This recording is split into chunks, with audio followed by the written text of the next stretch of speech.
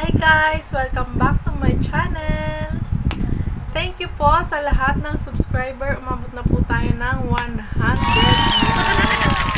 and 800 million views. Thank you! Bago po ang next video natin, don't forget to like, share, and subscribe. And don't forget to hit the notification bell. Let's go!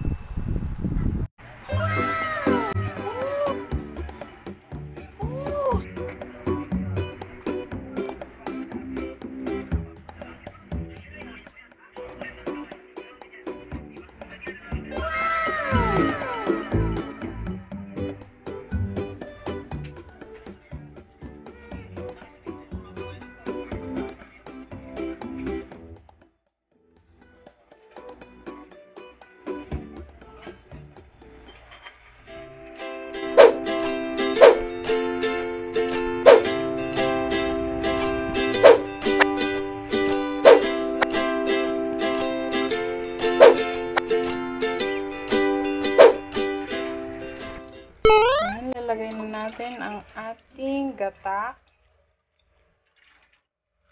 Bali, 2 nyug yung ginamit ko dito. Next, isusunod na natin ang ating evap milk. Ayan, paghahalo-haluin lang natin. Condensed milk. So, sunod na natin ang ating corn.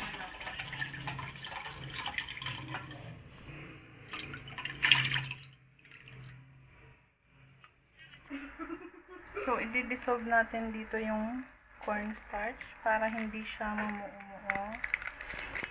Yan, sa isang bowl. Huwag nyo siyang ide-diretso.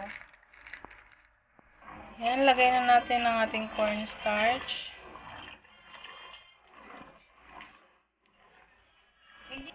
Yan, halo lang natin. Tapos, huwag natin tigilan yung paghalo para hindi siya mamuo sa ilalim. Saka hindi siya matutong. Yan. Bali, makikita nyo, magbabago yung texture niya.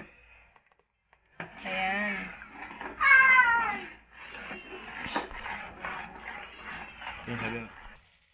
Ilalagay na natin ang ating margarine.